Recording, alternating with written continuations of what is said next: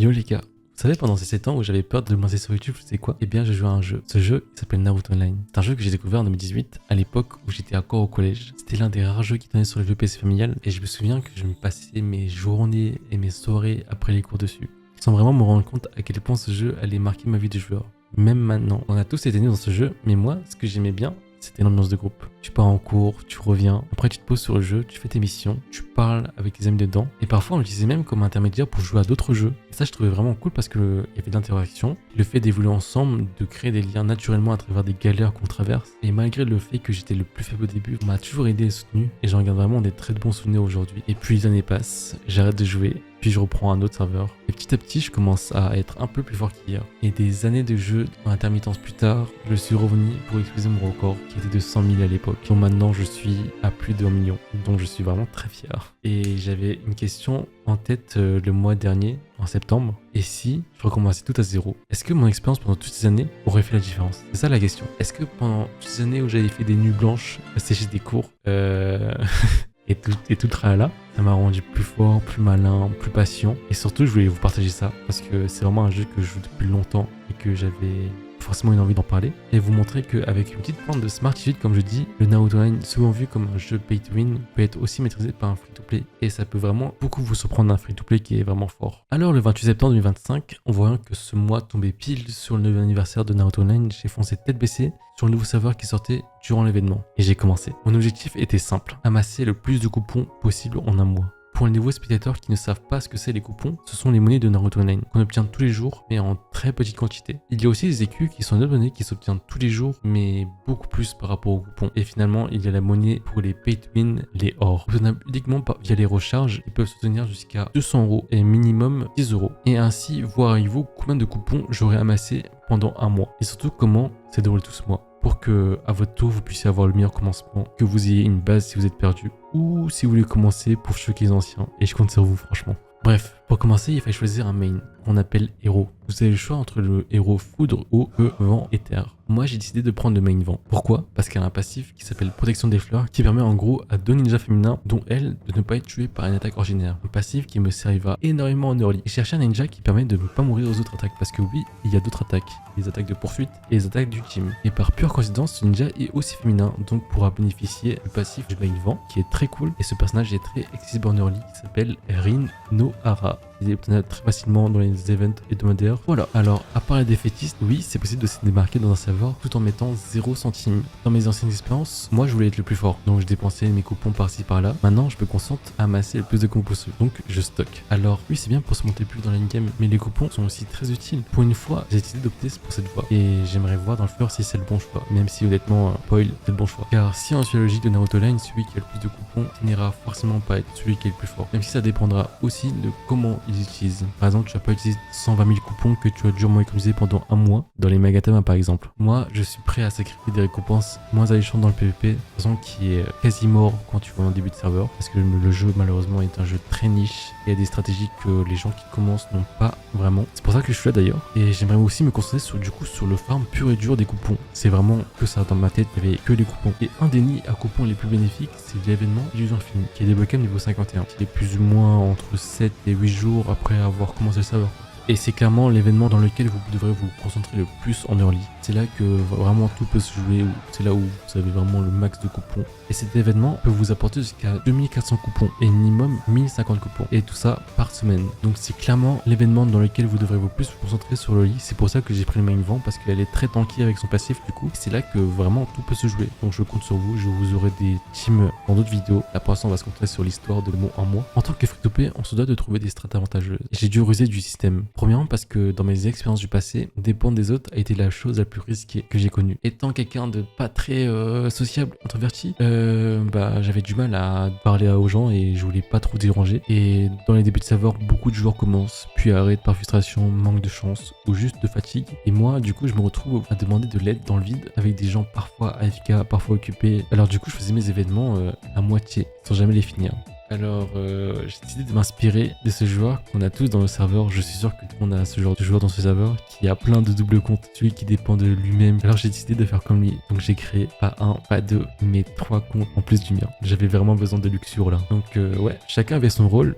2 étaient avec moi pour faire des instances d'équipe qui sont débloquées à niveau 30. Sauver Setup également niveau 30. Mes arrivées des fois niveau 43. Arène 3v3 niveau 57 et Colisée niveau 60. Et un autre qui était dans une autre guilde pour que je le pille. Car oui, dans ce jeu, il y a un système de guilde, mais c'est essentiellement pour faire des escortes, on va dire. Chaque jour, tu as droit à 3 escortes. Des escortes A, des escortes S et une escorte SS. L'escorte SS n'est faisable qu'une seule fois par jour et donne 40 coupons. Et vous pouvez aussi piller les joueurs qui font ces escortes. Donc si vous vous suivez un peu, si je pille le SS de mon double compte, ça me permettra d'avoir 50 coupons supplémentaires en plus de l'escorte que je fais. Résultat, je gagne 630 coupons par semaine si je pille, au lieu de 280 si je pille pas. C'est énorme différence par semaine franchement. Et sur un an, ça fait à peu près 18 000 coupons de différence. C'est énorme mes amis. Et ce détail qui semble minuscule, à long terme, ça peut vraiment tout changer. Et dans le monde scientifique, on appelle ça l'effet cumulé. Et à vrai dire, même si ça me prend beaucoup plus de temps de gérer ça, ça m'a beaucoup aidé. J'ai fini tous mes événements sans dépendre de qui que ce soit, car ça dépendait juste de moi. Honnêtement, quand ça dépend que de soi, c'est beaucoup plus facile. Au fil des années de jeu, j'ai expérimenté diverses méthodes XP assez originales. Certains joueurs casus connaissent, d'autres pas. Par exemple, le lundi, on ne touche pas à la pratique journalière. Je vais vous expliquer. Quand vous passez niveau 16, vous débloquez l'onglet groupe. Et vous débloquez aussi la pratique journalière avec des missions qui donnent des points d'activité allant de 0 à 100 maximum. Et pour récupérer vos grenouilles d'activité, il faut avoir 20, 40, 60, 80 et 100 de points d'activité. Le dimanche, on est d'accord que vous le prenez sans souci. Mais ce que je vous conseille de faire, c'est que le lundi, à partir de 5h du matin, le reset, il ne faut surtout pas les prendre. Et pourquoi faudrait pas les prendre? Parce que le mardi, c'est un jour spécial où la pratique journalière est multipliée par 2. Donc au lieu de gagner 600 000 XP le lundi, attendez que ce soit minuit dans l'introduction du lundi vers mardi pour prendre vos 5 grenouilles et vous pourrez gagner 1 200 000 XP qui est le double du coup. Donc quand il sera à 5h le reset du mardi, vous pourrez refaire vos missions de pratique journalière et vous gagnerez de nouveau 1 200 000. C'est plutôt bénéfique, pas vrai? Ça c'est vraiment un conseil très niche, donc c'est pour ça que je vous partage ça. Et ça, vous pouvez le faire tous les lundis à partir de minuit. Vous avez aussi la strat du trésor XP à partir de niveau 30. Un événement où tu peux faire 4 combats et gagner X XP. Ça dépend des paliers. Donc tu as le palier de niveau 30, 40, 50 et 60. Et moi ce que je faisais, c'est que je faisais pas mes quêtes principales. À chaque palier, j'essayais de maximiser la barre d'XP au max, puis faire mes quêtes principales et avoir accès au prochain palier. Donc moi je faisais le max du niveau 30. Après je faisais mes quêtes principales. Ensuite je faisais le max du niveau 40, 50, 60. C'était très lent, mais à long terme, ça m'a permis d'être top 2 en XP et me rapprocher encore plus du late game parce que du coup, tout l'XP dans les trésors, j'ai tout récupéré. Tandis que les autres passaient directement du palier 30 à 40 sans prendre tout l'XP du palier 30. Vous voyez ce que je veux dire ou pas? Mais voilà, du coup ça m'a permis de vraiment me rapprocher encore plus du late game, même si ça a ses inconvénients parce que du coup tu débloques beaucoup plus tard les événements pour monter ta quantité. Mais comme j'ai dit, moi ici je suis là pour me concentrer sur les coupons. Même si un petit conseil, essayez d'atteindre le plus vite le niveau 51 pour débloquer les illusions infinies, parce que c'est bien de rester stack des trésors d'XP, mais si vous débloquez très tardivement les illusions infinies, vous risquez d'être un peu en retard. C'est d'ailleurs une erreur que j'ai fait dans ce compte. Donc voilà, je vous précise, mais si jamais vous voulez faire ces strats tout en oubliant l'illusion infinie, c'est à vous de voir. Ça dépend des gens. Ça se trouve, votre objectif c'est d'être top en XP et pas top en coupon, mais ça dépend de vous en vrai. Est-ce que vous vous souvenez quand je vous ai dit que j'ai foncé tête baissée sur le nouveau serveur qui est sorti parce qu'il y avait le 9e anniversaire de Naruto Online? Eh bien, c'était pour une raison. Déjà, parce que 3 cadeaux ont été offerts. Premièrement, la mode au combat Kurama, qui est une mode exclusive du coup, qui est réservée à ceux qui ont joué dans cette période-là. Le titre du jeu qui est animé, qui s'appelle aussi Okuma Kurama, qui donne en plus des stats. Voilà, pas des stats de ouf non plus, mais quand tu commences, c'est vraiment pas mal. Et le ninja Idan Halloween,